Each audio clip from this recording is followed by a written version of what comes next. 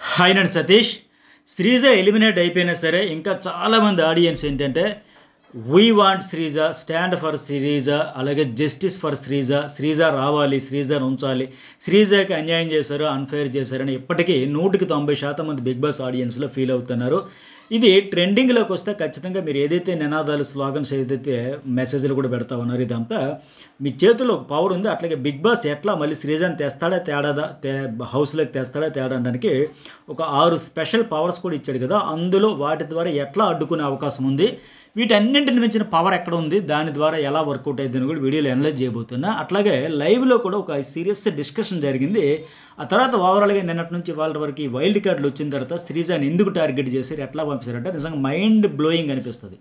So వీళ్ళు ఆడలేక, ఆవిడతో fight చేయలేక, ఆవిడ ఒక స్ట్రాంగ్ ప్లేయర్ కనుక, టఫ్ కాంపిటేటర్ కనుక, సో ఆవిడ పంపించేయాలని కంకణం కట్టుకుని కక్ష కట్టేసని చెప్పాలి, కక్ష కట్టే పంపేశారు. సోది రీజన్స్ అని చెప్పుకొని ఆ షాకింగ్ ఫ్యాక్ట్స్ అన్ని ఇప్పుడు లైవ్లో డిస్కషన్ చేస్తారు. అట్లాగే నేను పరిశీలిస్తే ఏంటి అనేది అనలైజ్ చేస్తే మీకు ఫుల్గా ఈ వీడియోలో అనలైజ్ చేస్తాను. వీడియో మొత్తం స్కిప్ చేయకుండా చివరి వరకు చూస్తే శ్రీజాకి జరిగింది ఎంత అన్యాయం అన్నది అర్థమవుతుంది. ఇప్పటికే మీకు అర్థమైంది, నేను 2-3 వీడియోలో చెప్పా. అట్లాగే మళ్ళీ ఆమె రావాలంటే ఏం చేయాలి, అసలు వచ్చే ఛాన్సెస్ ఎంతవరకు ఉంది, సాధ్యాలు ఏంటి అనేది కూడా క్లియర్గా డీటెయిల్గా వీడియోలో అనలైజ్ చేస్తాను. వీడియో చూసే ముందు లైక్ చేయండి. అట్లాగే మీకేమనిపిస్తుంది, వీ వాంట్ దమ్ము శ్రీజ లేదా జస్టిస్ ఫర్ శ్రీజ, మీరు స్టాండ్ తీసుకోండి. ఇప్పటికి నాకు చాలా మెసేజ్లు పెడుతున్నారు. నేను ఇప్పటికే శ్రీజ ఎలిమినేషన్ అప్డేట్ వచ్చినప్పటి నుంచి కూడా కనీసం 4 వీడియోలో చాలా స్ట్రాంగ్గా క్లియర్గా చెప్పాను.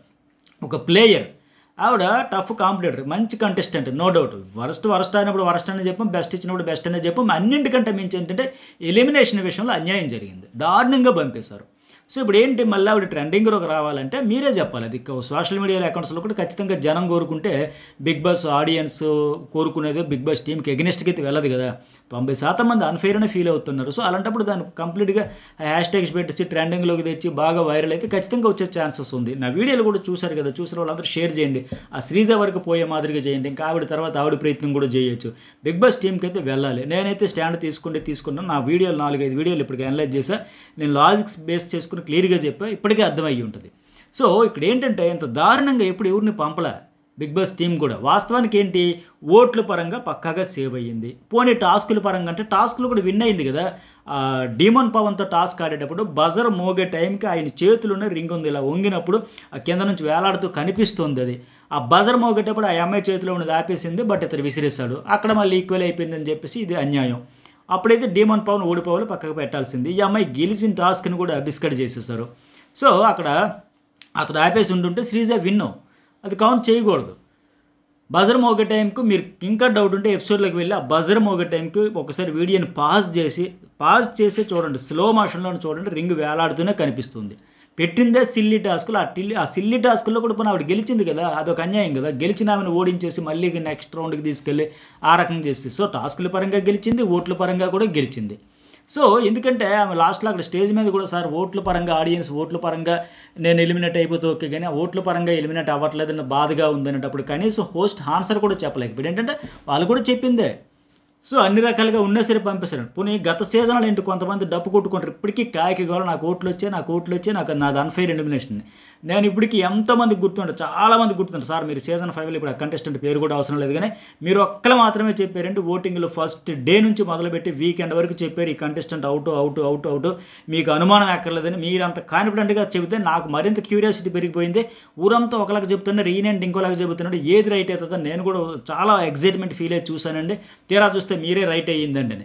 ఆ కంటెస్టెంట్ ఇప్పటికీ కూడా నాకు అన్ఫైర్ అయిపోయింది, నాకు అన్యాయం అయిపోయింది, ఆ షోలోకి వెళ్ళి నేను నాశనం అయిపోయాను, ఎవరికి వాళ్ళు చేసుకునేది తప్ప అక్కడ అన్ఫైర్ ఏం కాదు. ఇప్పటికీ వాళ్ళు డప్పు కొట్టుకుంటారు, నాకు ఓట్లు పడ్డాయి, అదే కాగ్గులో వాళ్ళదే. అప్పుడైతే అన్ఫైర్ కాదు, ఓట్లు పడలేదు, బయటకు పంపేశారు. బట్ ఈ అమ్మాయికి ఆడియన్స్ ఓట్లు పడ్డాయి, అందుకే ఆ అమ్మాయి ఆడియన్స్ ఓట్లతో నేను వెళ్ళట్లేదు, అదే సార్ నా బాధ, వాళ్ళ కాంపిటీషన్ అయినా పంపించేశారని చెబితే నాగార్జున కనీసం చెప్పలేకపోయింటే అర్థం ఏంటి, సైలెంట్గా ఉన్నారు ఆయన అంటే అర్థమవుతుంది కదా క్లియర్గా అన్ఫెయిర్ ఎలిమినేషన్ అనే. అయితే ఇప్పుడు ఇక్కడ లైవ్లో ఒక డిస్కషన్ చెప్పాక అసలు శ్రీజ వచ్చే అవకాశం ఎంతవరకు ఉందనేది మీకు క్లారిఫికేషన్ ఇచ్చేస్తే, ఈ వీడియోకి ఎంతవరకు లైక్ చేయండి, అట్లాగే మెసేజ్ కూడా పెట్టండి. Journalist and journalist Satish and news వాళ్ళు 2 ఛానల్స్ కూడా సబ్స్క్రైబ్ అయితే చేసుకుంటారు. రమ్య, ఆయేష, నిఖిల్ వాళ్ళు డిస్కషన్ లైవ్లో జరిగేటప్పుడు డీమన్ పవన్ లక్ ద్వారా టాస్క్ ఆడి తప్పించుకున్నాడు, ప్రతి వీక్ లక్ ఫేవర్ అవుతుంది అని రమ్య అంటే అవును కరెక్టే కదని చెప్పేసి పవన్ సుమన్ వస్తే సుమన్కే మేము చూజ్ చేస్తాం, మంచి హ్యూమన్ బీయింగ్ అని చెప్పుకుంటున్నారు ఆయేష అండ్ రమ్య. ఆయన మంచి హ్యూమన్ బీయింగ్ అంట, అందుకు అతడే ఉంచాలంట. అంటే వీళ్ళు పక్కా ఫిక్స్ అయిపోయారు. ఎందుకని సుమన్ అంటే ఫిజికల్ వీక్ అయినా సరే చాలా టాస్కులు ఆడుతున్నాడో, ఎంతైతే అంత చేస్తున్నాడో, పొటెన్షియల్ ఉందని చెప్పారు. అయితే ఇక్కడ ఎందుకు అట్లా చెప్పారు, వీళ్ళు ఏం చూశారు, సుమన్కి శ్రీజకి కంపారిజన్ చేస్తే ఏ రకంగా సుమన్ శ్రీజ కంటే బెటర్, ఏ రకంగా బెటర్ అంటే వీళ్ళు జెన్యున్గా ఫెయిర్గా ఒక కంటెస్టెంట్ తలకు మన భరణి ఏదైతే హౌస్లో చేశాడో సంజన, ఫ్లోరాకి అన్యాయం, స్ట్రాంగ్ ప్లేయర్స్ వీళ్ళుంటే మాకు టఫ్ వస్తుంది, నెక్స్ట్ లెవెల్లో మేము ఓడిపోతామని చెప్పారు. వీళ్ళు కూడా అట్లాగే ఈ అమ్మాయి స్ట్రాంగ్ ప్లేయర్, ఈవిడంటే మాకు టఫ్ ఫైట్ వస్తుంది, సుమన్ ఉంటే అసలు కాంపిటేటర్ కాదు, పోటీలో ఉండడు, అసలు ప్లేయరే కాదని ఒక సేఫ్ గేమ్ వీళ్ళు ఆడుకుంటూ వచ్చి అతనికేమో అక్కడ తొక్కలో ట్యాగ్ పెట్టుకొని ఆయన మంచి గుడ్ హ్యూమన్ బీయింగ్ అంట. ఆడియన్స్కి ఏంటి ఏది చూస్తారు, హ్యూమన్ బీయింగ్ ఓకే, ఆ వాల్యూ ఉంటుంది, ఆ రెస్పెక్ట్ ఉంటుంది కాదనట్లే, కానీ ఒక మంచి ప్లేయర్కి అన్యాయం ఎట్లా చేసేస్తారు, ఆ స్పిరిట్ ఎట్లా పోయింది, మీకు ఆ స్పోర్ట్ స్పిరిట్ అంటూ ఉండాలి కదా. సో ఈవిడైతే మనకు టఫ్ అయిపోద్ది అని చెప్పేసి ఈ కవరింగ్ డ్రైవ్లో భాగంగా ఆయన హ్యూమన్ బీయింగ్ అంటే ఆవిడ కాదని చెప్పారేంటి.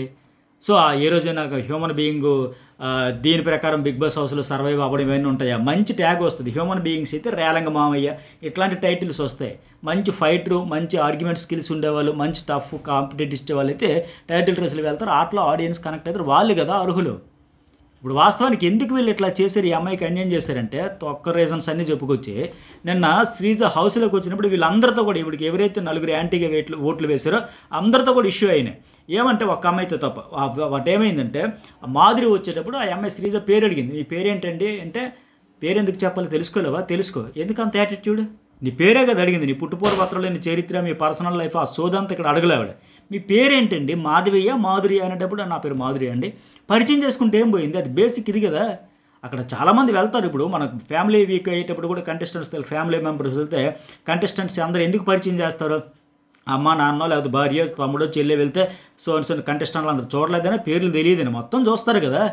కానీ ఎందుకు చేస్తారు, అదొక సంస్కారం, అదొక గౌరవప్రదంగా అది అందరూ. ఇప్పుడు నిన్న వెళ్ళిన వాళ్ళందరూ కూడా hi I'm Ayesha so and so, అలాగే నేను గౌరవ్, నేను నిఖిల్ ఇట్లా పరిచయం చేసుకుని చెబుతారు కదా. ఆవిడ పరిచయం చేయకుండా పైగా అక్కడ ఏం తప్పు కూడా అనలే, నీ పూర్తి పేరేంటమ్మా ఇంటి పేరుతో సహా అని కూడా పోనీ ఆవిడని ఇబ్బంది పెట్టిన పర్సనల్ టాపిక్స్ కూడా తేలా, సింపుల్గా మాధవయ్య మాధుర్య అని అడిగే దానికి గొడవపడి నా పేరు ఎందుకు చెప్పాలి, నువ్వు కావాలని గొడవ పడతాను, ఈవిడే గొడవపడి అది మనసులో పెట్టుకొని అక్కడికి వచ్చినప్పుడు ఏం చెప్పింది, బలూన్ కట్ చేయాలి వచ్చేసరికి మాధురి ఇద్దరు బాగా ఆడతారు, కానీ శ్రీజ అన్ని విషయాల్లో ఇంటర్ఫీర్ అయింది, ప్రతి దాంట్లో తన మాటే ముందుకు వెళ్ళాలని, మిగతా వాళ్ళు గేమ్ కూడా ఆడాలని ట్రై చేస్తుంది, సో ఇతరులకు ఛాన్స్ ఇవ్వట్లేదంట. ఇదంతా సోది రేసింది, అది మనసులో పెట్టుకొని అక్కడ గొడవ అయింది నేను హౌస్లో అడుగు పెట్టగానని చెప్పేసి వచ్చి ఇక్కడ కట్ చేసేసింది. మరి ఈరోజు ఈవిడ కావాలని గొడవ పడింది కదా, నిన్న శ్రీజకి ఏం చెప్పింది, ప్రతి దాంట్లో ఇంటర్ఫీర్ అంట, తన మాట నెగ్గాలనంట, ఇతరులకు ఛాన్స్ ఇవ్వదంట, అన్ని విషయాలు ఆవిడే దూరిపోద్దంట. మరి ఈరోజు ఇంత గొడవ ఏంటి, ఆయేష చెబుతూ ఉంది కదా మాధురి గారు కావాలనే నాకు గొడవ పడాలని ఉందని చెప్పేసి కావాలనే గొడవపడి రెచ్చగొట్టి వాళ్ళతో ఇష్యూ చేసుకుని ఆ ఫుడ్ విషయంలో మార్నింగ్ ప్రోమో వీడియో అనలైజ్ చేసాం కదా,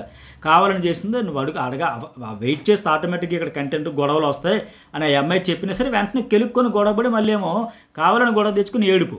సో మరి ఈవిడ చెప్పిన దానికి చేసిన దానికి ఒక పూట గడవకముందే 24 hours కూడా అవ్వకముందే శ్రీజాకి ఏవైతే చెప్పింది అన్ని విషయాల్లో దూరుతుంది, నోరేసుకుని పడిపోద్దని మాదిరికి చెప్పిన ఈవిడేం చేసింది మరి.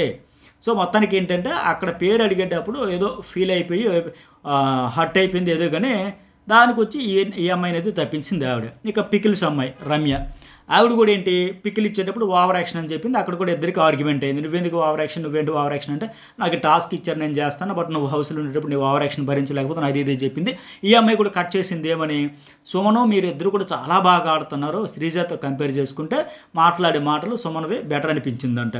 అసలు మాటలే ఆడితే కదమ్మాయినా, వారంలో వీకెండ్లో ఒకటి, మధ్యలో ఎప్పుడైనా టాస్క్లో ఒకటి, ఆ 2-3 మాటలకు మించి సుమన మాటలే లేవు కదా. పైగా ఒక మాటలు ఒకటే నీకు కనిపించాయా, మిగతా టాస్క్లో ఎఫర్ట్స్ కానీ పర్ఫార్మెన్స్ కానీ మిగతా గేమ్ చేంజ్ చేసుకోవడం కానీ స్ట్రాటజీలు కానీ ఇనిషియేషన్ కానీ ఆ ఉత్సాహం కానీ ఆ జీల్ కానీ ఏమైనా కనిపించిందా సుమన్లో? నేను ఉండాలి, నేను గెలవాలి, నేను ఆడాలని ఉన్నానంటే ఉన్నాను అంతే తప్ప ఆ కంపేర్ చేస్తుంటే మాటలు ఒక్కటి మాత్రమే ఆ పాయింట్ పట్టుకుంది. ఆవిడ గొడవ అయింది కాబట్టి ఆవిడ ఇతను కట్ చేసేదాన్ని కట్ చేసి పడేసింది. అట్లాగే అంతెందుకు ఇందుకు మాధురి కూడా రుబాబు దబాయించి సుమన్ గారు వెళ్ళండి పప్పు గురించి అడగండి, వాళ్ళు అంత రెస్పెక్ట్ ఇస్తుంటే అప్పుడు కూడా అయినా అది కాదండి నేను వెళ్తే బాగోదండి వెళ్ళండి, అంత దబాయిస్తూ కాముగా వెళ్ళేది చిన్నపిల్లలాగా కసురుకుంటూ వెళ్ళడికి వెళ్ళి వచ్చేస్తున్నాడే, మరి ఆయన గురించి ఇవి కవర్ చేయడం అంటే కేవలం సేఫ్ ప్లే ఆడారు వీళ్ళంతా.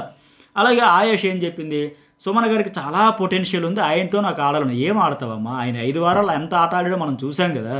ఆయనలో పొటెన్షియల్ ఉందని నువ్వు చెబితే మరి శ్రీజలో ఉన్నదాన్ని ఏమనాలి? ఆయనలో 1% పొటెన్షియల్ ఉంటే ఈవిడ దాంట్లో 1000% ఉంటుంది కదా పొటెన్షియల్. మరి ఇలాంటో ఆమెతో నువ్వు ఆడితే, స్ట్రాంగ్ ప్లేయర్తో ఆడితే నువ్వు ఓడిపోయినా సరే అబ్బా ఆయేష్ అంత స్ట్రాంగ్ ప్లేయర్తో చాలా గట్టిగా ఆడింది, ఇచ్చి పడేసిందని నీకు పేరు వస్తుంది, ఆవిడికి వస్తుంది కదా. కానీ సేఫ్గా పొటెన్షియల్ ఇతనిలో ఉందనేటప్పుడు మరి శ్రీజాలు ఏ రకంగా లేదో నాకైతే కనిపించలే. అంత పొటెన్షియల్ ఏం కనబడిందో ఆవిడలో ఎందుకు కనిపించాలి? ఆయేష కూడా పక్కా సేఫ్ జన్. ఇక నిఖిల్ ఎందుకు దెబ్బ కొట్టేశాడు శ్రీజాకి, ఇక బెలూన్ కట్ చేసి పంపించేశాడంటే నిఖిల్కి ఏంటి బిగ్ బాస్ అది కెప్టెన్సీ బ్యాడ్జ్ ఇచ్చి, నాగార్జున గారి కెప్టెన్సీ బ్యాడ్జ్ ఇచ్చి పంపించారు కదా. కళ్యాణ్కి కెప్టెన్సీ నువ్వు తీసుకెళ్ళి స్టోర్ రూమ్లో పెట్టించి ఆ బ్యాడ్జ్ అని పెట్టేసి ఆయన పెట్టేశాడంటే నువ్వు టాస్క్ విని ఇక నువ్వే కెప్టెన్ అని చెప్పారు కదా. సో అతను ప్రయత్నం చేశాడు, కళ్యాణ్ కూడా రెడీ అయిపోయాడు తీసి పెట్టేదానికి. వెంటనే అక్కడ తనూజు అండ్ శ్రీజ అడ్డంగా పడిపోయారు. ఆగాగా నాగార్జున గారు చెప్పారా, సార్ చెప్పారా, బిగ్ బాస్ చెప్పారా, వద్దు నువ్వు పెట్టకరా, నువ్వెందుకు పెడతావు, నువ్వు కష్టపడి గెలిచావు, నీకు ఊరికే రాలేదు, సరే నాగార్జున గారు వచ్చి చెప్పాక విందాంలే, నువ్వు పెట్టకరా అని చెప్పి నిఖిల్ని ఆల్మోస్ట్ గెలిచేస్తాడు అనిపించింది. ఆ కళ్యాణ్ అమాయకంగా పెట్టడానికి సిద్ధమైపోతే నువ్వు కష్టపడి గెలిచావు, అంత కష్టపడి గెలిచింది అంత ఈజీగా ఎలాగ ఇచ్చేస్తావని అక్కడ తనూజ శ్రీజ గట్టిగా వాయిస్ రేజ్ చేసి తర్వాత బర్ణ వీళ్ళందరూ వాయిస్ రేజ్ చేయడంతో ఆ ఫైనల్గా ఏంటంటే ఆ కుర్రాడైతే పెట్టలే. సో ఇది టాస్క్ ఫెయిల్ అయిపోయింది. సో నిఖిల్కి అప్పటి నుంచి ఉంది. సో ఇలా ఒక్కొక్కరికి ఒక్కొక్కటి, రమ్యతో గొడవ, ఓవర్ యాక్షన్ అని చెప్పేసి, మాధురితో గొడవ, పేరు అడిగితే ఆవిడ ఫీల్ అయిపోయి తిరిగి ఈవిడి మీద గొడవ పడి పరిచయం చేసుకోవాల్సిన అవసరం ఉందా లేదా? ఎలా తెలుస్తుంది, అందరికీ తెలియాల్సిన అవసరం ఉందా? అట్టగే నిఖిల్ విషయంలో కెప్టెన్ అరే ఈ అమ్మాయి వల్ల నా టాస్క్ ఫెయిల్ అయిపోయింది, వీళ్ళందరూ కలిపి ఆయాస్ ఒక సోదరి వేసిన పొటెన్షియల్ అని చెప్పి ఎట్లా చేసేసి ఆ అమ్మాయిని అయితే పంపించేశారు. సరే పునః అయిపోయింది. ఇక వచ్చే ఛాన్స్ ఎంతవరకు ఉందంటే వైల్డ్ కార్డులకు ఇచ్చిన పవర్స్ చూస్తే ఇంపాసిబుల్ అనిపిస్తుంది నాకైతే.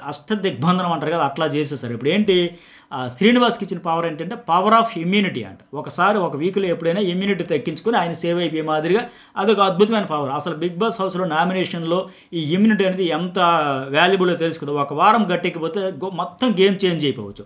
గత సీజన్ మీకు తెలుసు, గౌతమ్ కృష్ణ అవుట్ అయిపోయాడు కూడా మణికంఠ వెళ్ళిపోయిన తర్వాత ఆ వారం ఇమ్యూనిటీ వచ్చిన తర్వాత ఏకంగా రన్నర్ అప్ వరకు వెళ్ళిపోయాడు. ఆ ఒక్క వారం ఇమ్యూనిటీ అంత బంపర్ ఆఫర్ ఇస్తుంది. అలాంటిది శ్రీనివాస్కి ఆల్రెడీ ఒక ఇమ్యూనిటీ వచ్చింది. అంటే ఉన్న కంటెస్టెంట్స్లో ఇప్పటికే ఒక ఇమ్యూనిటీ రెడీగా ఉంది. మరొక వారం అతను సర్వైవ్ కావచ్చు, అది చాలా వాల్యూ. అలాగే ఈ మాధురికి ఇచ్చిందంటే ఎలిమినేషన్ని స్టాప్ చేసే పవర్ అంటే ఒక వారం ఎలిమినేషన్ ఎవరైనా కావాలి, ఎలిమినేషన్ డేంజర్ జోన్లో ముంగిట్లో ఉండేటప్పుడు టక్కన ఆపేయచ్చు. అంటే ఇది కూడా చాలా పవర్ఫుల్. హౌస్లో కంటెస్టెంట్స్ తగ్గిపోతాయి కదా, టక్క వెళ్ళిపోతాయి కదా, ఇంకా కొత్త వాళ్ళకి మళ్ళీ ఛాన్స్ ఇద్దామో లేకపోతే రీఎంట్రీ ఇద్దామో మళ్ళీ వైల్డ్ కార్డులు తెద్దామని. కానీ ఇప్పటికే వీళ్ళకి ఇచ్చిన పవర్స్తోనే మరింత టఫ్ చేసేస్తాడు. ఇంకా వేరే వాళ్ళు అడుగు పెట్టడానికి అవకాశం లేదని మాదిరిగా చేసేసాడు ఈ 2 పవర్స్. నిఖిల్కి ఏమో కంటెండర్ పవర్ అంటే అది పెద్ద పోనీ రీఎంట్రీ కోసం అడ్డుకునేంత లేదులే, కంటెండర్ కెప్టెన్స్ అది మ్యాటర్ కాదు. ఆ రమ్యకి ఇచ్చింది లగ్జరీ ఫుడ్, అది మ్యాటర్ కాదు. అట్టగా ఆయేషకి ఇచ్చింది కూడా పవర్ ఆఫ్ నామినేషన్ ప్రాసెస్ కూడా చేంజ్ చేయొచ్చు అని చెప్పి ఇచ్చారు. సో ఈ నామినేషన్లు కానీ ఎలిమినేషన్ కానీ వీటికి సంబంధించి ఈ ఆయేషకి ఇచ్చింది, మాధురికి ఇచ్చింది, శ్రీనివాస్కి ఇచ్చింది చాలా వాల్యుబుల్ పవర్స్ మిగతా 3తో పోల్చుకోండి. సో అలాంటప్పుడు ఏంటంటే ఇంకెట్లా వచ్చేదానికి ఛాన్స్ ఉంటుంది? రావడానికి అవకాశం కూడా లేదు. వీళ్ళందరూ టైట్ చేసేస్తారు. వీళ్ళే మళ్ళీ సర్వైవ్ అయ్యేదానికి ఈ 3 వారాల్లో గేమ్ చేంజ్ చేసి 3 సార్లు ఎలిమినేషన్ విషయంలో గేమ్ చేంజ్ చేసి డిసైడ్ చేసే స్కోప్ అయితే ఉంది. అయితే వీటన్నింటికంటే ఇప్పుడు ఇచ్చిన బిగ్ బాస్ ఈ పవర్స్ అన్నింటికంటే జనం పవర్ చాలా పవర్ఫుల్. మీ పవర్ మీరు ఆడియన్స్ తలుచుకుంటూ జరుగుతుంది. సో అందుకే నేను స్టార్టింగ్లో చెప్పినట్టుగా మీరు ఒక ట్రెండింగ్లోకి తెచ్చి విపరీతంగా షేర్ చేసి నిజంగా శ్రీజాకి హ్యాష్ట్యాగ్లు అవన్నీ పెట్టి ట్రెండింగ్లో నెంబర్ 1లోకి తెచ్చితే ఖచ్చితంగా బిగ్ బాస్ టీం కూడా చూడొచ్చు. ఇవన్నీ పక్కన పెట్టి ఖచ్చితంగా తేవాలంటే తేవచ్చు. తెచ్చుంటే మళ్ళీ గేమ్ రచ్చరంబోలు అయింది. ఈ 5 వారాలు చూసిందో హౌస్లో బయట చూసుకుని వెళ్తుంది కనుక మళ్ళీ నెక్స్ట్ లెవెల్ గేమ్ అయితే ఆడుతుంది, నో డౌట్. కాకపోతే ఇప్పుడు ఎందుకు ఛాన్స్ కూడా లేదంటే ఇప్పుడు వైల్డ్ కార్డ్స్ ఏంటో 6 వచ్చారు, పాత వాళ్ళు 10 మంది ఉన్నారు, మొత్తం 16 మంది అయ్యారు. ఇప్పుడు 16 మందిలో టాప్ 5 కోసం 5 తీసేస్తే 11 మంది ఉంటారు. ఆ 11 మందిలో వచ్చే 9 వారాల్లో 9 మంది అవుట్ అయిపోయినా ఇంకా 2 ఎక్స్ట్రా ఉంటారంటే 2 డబుల్ ఎలిమినేషన్లు ఇంకా ఉన్నాయి. 2 డబుల్ ఎలిమినేషన్లకు సరిపడే కంటెస్టెంట్స్ ఇప్పటికే 9 వారాలకు సంబంధించి 2 డబుల్ ఎలిమినేషన్కి సరిపడే కంటెస్టెంట్స్ ఇంకా ఉండగా దీనికి తోడు 3 పవర్స్ ఉన్నాయి. ఈ ఎలిమినేషన్ని, ఈ ఎవిక్షన్ని, వీటన్నింటికి సంబంధించి స్పెషల్ పవర్స్. సో ఏ రకంగా చూసినా హౌస్ ఫుల్ అయిపోయింది, ఇంకా నో వేకెన్సీ అనే పరిస్థితి ఉంది. కానీ నేను చెప్పినట్టు వీటన్నింటికి మించింది ఆడియన్స్, ప్రేక్షక దేవులు తలుచుకుంటే ఏదైనా సాధ్యమే. మీరు గట్టిగా మనసు పెడితే ఏదైనా సాధ్యమే. మరి చూడాలి ఎంతవరకు వర్కౌట్ అయ్యిద్దో. బిగ్ బాస్ టీమ్కి కానీ రీచ్ అయిందంటే ఇది అన్ఫెయిర్ ఎలిమినేషన్ కరెక్ట్ కాదు. ఇప్పుడు దివ్యకి ఇచ్చినట్టుగా ఒక ఛాన్స్ ఇవ్వచ్చు కదా, ఇచ్చుంటే ఏమైంది? సో అలా అనిపిస్తుంది. సరే మీకేమనిపించింది మెసేజ్ అయితే పెట్టండి. లైక్ చేయడం మర్చిపోకండి. సబ్స్క్రైబ్ కూడా journalist Satish and news Bol 2 channels subscribe అయితే చేసుకోండి.